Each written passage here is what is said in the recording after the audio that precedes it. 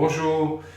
Alors, je vous présente mon amie Sarah. Je suis en vacances avec elle quelques jours ici et donc j'en ai profité pour faire une vidéo sur la façon dont elle vit l'enseignement de Douglas Harding, elle a rencontré Douglas Harding il y a longtemps et elle pratique cet enseignement.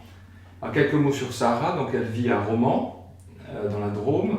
Elle est de langue anglaise, tu es née en Angleterre. Et à Romans, tu t'occupes du centre Zen, du dojo Zen, donc tu pratiques la méditation Zen, le Zazen, et tu l'enseignes. Et puis d'autre part, tu partages aussi l'enseignement de Douglas Harding, l'enseignement de la vision sans tête, avec ceux qui veulent le découvrir. Alors ma première question, Sarah, ce serait comment toi, tu as découvert la vision sans tête, c'est-à-dire l'enseignement de Douglas Harding? Ça a été de deux manières. Un ami m'a proposé de lire en 89 le livre Vivre sans tête.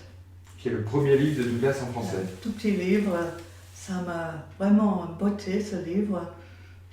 Et peu de temps après, une amie, Magali, elle m'a dit qu'elle connaissait cet enseignant et elle m'a proposé aussi d'enregistrer le livre sur cassette et de pouvoir donc faire les exercices qui sont proposés, pas simplement le lire, mais de le pratiquer. Et peu de temps après, nous sommes allés ensemble au Taillé en Ardèche, où Douglas venait tous les ans faire des séminaires. Et là, c'était très très beau, c'était très beau. Mais avant de rencontrer ce livre, Vivre sans tête, est-ce que toi tu avais une recherche, on va dire spirituelle ou... En fait, pas vraiment, non. J'avais vraiment pas de recherche spirituelle. Je cherchais à pratiquer l'enseignement de langue parce que je commençais à enseigner l'anglais. Je cherchais à le faire d'une manière pratique et consciente. Et c'est pour ça que c'est en discutant avec quelqu'un comment savoir qu'on est conscient, comment être présent et tout ça, qu'il m'a proposé de lire le livre de Douglas. Et donc, c'est pas une question de spiritualité. Hein. Pour moi, c'était vraiment une question de comment l'on se vit. Ça, c'était quelque chose qui me travaillait, ça. Et quand tu as lu le livre, est-ce que tu as tout de suite vu ce dont parlait Douglas? Parce que Douglas parle de cet espace, de qui nous sommes vraiment. Est-ce que ça a été une évidence pour toi ou il a fallu attendre que tu le rencontres? Difficile à savoir. Je sais que quand je l'ai rencontré, ça a été bien plus fort. Quoi. Oui. Ouais. Et qu'est-ce que tu as découvert alors quand tu l'as rencontré? Qu'est-ce qui s'est passé? C'était arrêter de me considérer comme un objet. Je pense que Douglas a vécu la même chose. Il disait qu'il avait été un garçon très timide, très peu sûr de lui-même, tout ça. Et c'était la même chose pour moi, et c'est la même chose pour presque tous les êtres humains en fait. Et donc là, c'est que je me perdais moi-même, et tout le reste y était. Et c'est des expériences que j'avais déjà eues, comme ça par hasard. Mais là, je comprenais ce que ça voulait dire. Ça voulait dire qu'en fait, on vit dans l'erreur quand on se considère comme une chose ou une personne. Et ce geste-là que tu as fait, là, c'est ça, ce geste, on perd la tête, parce que là, les choses dans le monde sont là, mais de là où je vis, c'est pas dans une tête, c'est pas dans ce corps, c'est universel. C'est un rien universel. C'est très difficile. Quand je commence à expliquer, ça devient chiant. Mais en fait, tout le monde peut le constater très rapidement. Ouais. C'est ouverture, là. Ouverture. Ouais. Parce que la petite personne n'est pas ouverte. Voilà, et alors, quand tu es allé au Taillé, tu as rencontré Douglas Harding. Est-ce que tu peux me parler un peu de Douglas, du personnage? Qu'est-ce qui t'a frappé chez lui? C'est une personne à la fois extrêmement forte, extrêmement simple et beaucoup d'humour. Ouais. Il parlait, aussi. ce qui m'a frappé aussi, c'est c'était exactement la même génération que mon père. Mon père était un architecte né le 11 février 1909. Et Douglas est né le 12 février. Et Douglas est né le 12. Donc en fait, ils auraient pu être jumeaux presque, et même du même métier. Oui, Douglas était architecte aussi comme ton père. Oui. Et puis donc, mon père c'était quelqu'un qui n'était pas croyant et qui se disait agnostique en fait. Et qui ne m'a pas proposé le moindre éclair sur qui nous sommes ou des choses comme ça. Alors que donc Douglas est devenu mon père spirituel en quelque sorte. Je l'ai adopté comme ça, enfin, ou il m'a adopté. Oui. Et en plus, comme tu étais anglaise, tu avais accès aussi aux livres anglais. Oui. Ça vous a rapproché aussi sans doute. Aussi le fait que les stages se faisaient en bilingue, que j'avais tout en double. Enfin, ce que disait Douglas et ensuite ce que Catherine traduisait, quoi. Et ça aide d'entendre tout en double. Et tu allais le voir en Angleterre Et oui, bien, c'est le truc, c'est que la première fois que je les vois, Douglas et Catherine, ils me disent, puisque tu es anglaise et que tu viens en Angleterre, tu peux passer nous voir, on peut même t'héberger, et c'est ce que j'ai fait d'ailleurs. C'était vraiment tout ce qu'il y a de plus simple et agréable, quoi. Très, Et à ce moment-là, est-ce que tu t'intéressais déjà au zen ou est-ce que j'étais déjà dedans aussi. Ouais. Et donc c'était un éclairage absolument, voilà, c'est exactement. Il n'y a pas eu de contradiction pour toi entre la méditation assise et l'enseignement de Douglas? Pas du tout. Même s'il y a des gens qui pratiquent avec Douglas et qui disent c'est pas la peine de faire la méditation assise, perdre de temps, etc. Non, moi j'ai besoin de pratiquer la méditation assise, mais ce qui m'aide quand je suis en méditation, c'est de me connecter à la source, de me rendre compte que cette source vide, là, de temps en temps, avant de commencer, je vais faire ça par exemple, ouvrir et puis après me mettre en posture.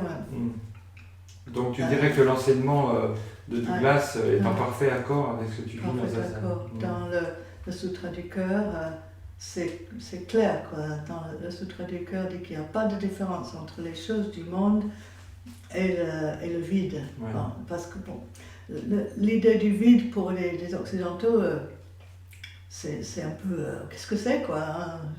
Donc, moi, l'idée du vide, c'est net, quoi. Le vide, c'est quelque chose de totalement présent en nous perpétuellement. Quelque chose...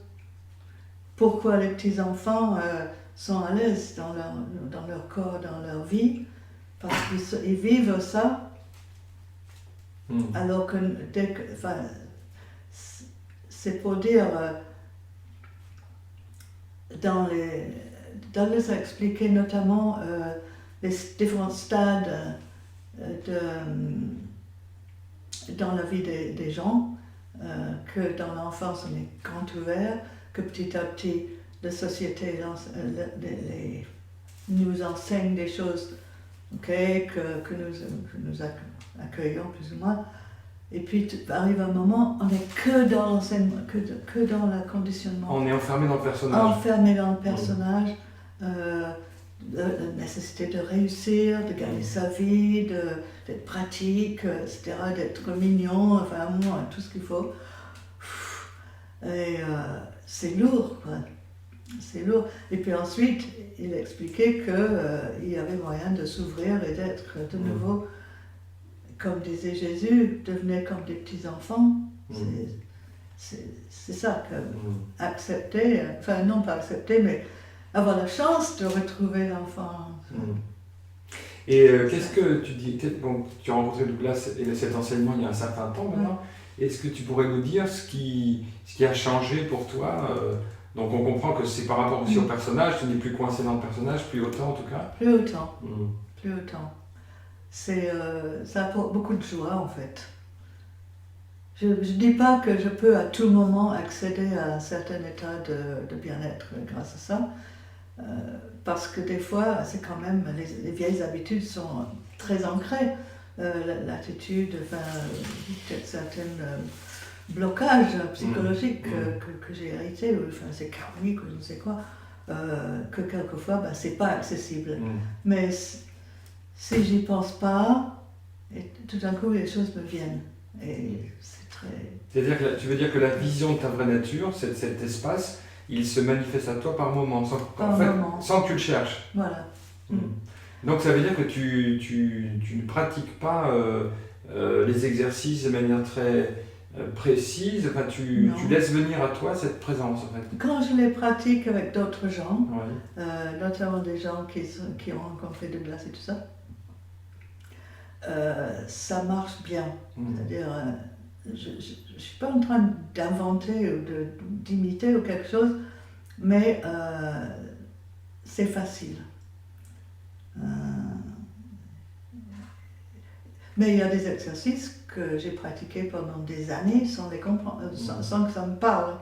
Par exemple, il y a une où, pour la distance, il y a des choses que Krishnamurti dit. Qu'on n'est pas distant. L'arbre est soi.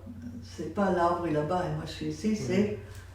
Il n'y a pas de distance entre ce qui observe et ce qui est observé. Et ce qui est observé. Oui. Et on faisait un exercice avec une ficelle qu'on tend et puis on tient là et puis on voit que la ficelle c'est simplement un point. Oui. Et ben pendant des années j'ai trouvé ça stupide. Je me suis dit mais qu'est-ce qu'on fait là? C'est complètement stupide. Puis tout d'un coup, chauffe. Mais oui, bien sûr.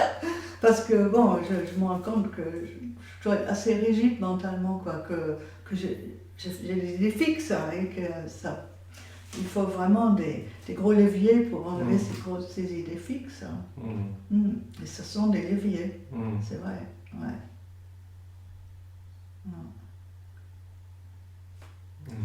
Et donc, tu parlais de joie, la joie que ça t'apporte, la libération aussi par rapport au petit personnage. Et quoi d'autre en fait? C'est déjà beaucoup de joie et liberté. C'est déjà beaucoup. Et tu parlais aussi tout à l'heure, ensemble, on parlait de l'amour. Et tu disais que l'amour c'était l'unité pour toi. Oui, j'ai posé cette question à Gérard Pilet, mon maître zen, un jour parce que le zen parle assez peu d'amour. Ça parle, ça parle de présence, ça parle de nature de Bouddha, de lâcher prise, de silence, beaucoup de choses comme ça. Et puis je lui ai posé, je lui ai dit, et l'amour dans le zen? Alors il dit, c'est l'unité, tout simplement. L'unité, voilà. Et cette unité, tu la retrouves dans la vision sans tête? Absolument, oui. Et est-ce que tu penses que la vision sans tête, cet enseignement si simple et si direct, est adapté à la société moderne? Est-ce que tu penses que c'est quelque chose qui peut se développer? Oui, certainement. Oui. Certainement. Mais c'est comme toutes les choses où on propose une méthode ou quelque chose. Il y en a tellement que les gens sont quand même méfiants. Ils disent, ah bah oui, encore un truc. Donc, c'est pas quelque chose qui prend facilement, mais ça vaut le coup de le partager. Parce que ça fait un plus pour n'importe quelle voie spirituelle, je dirais.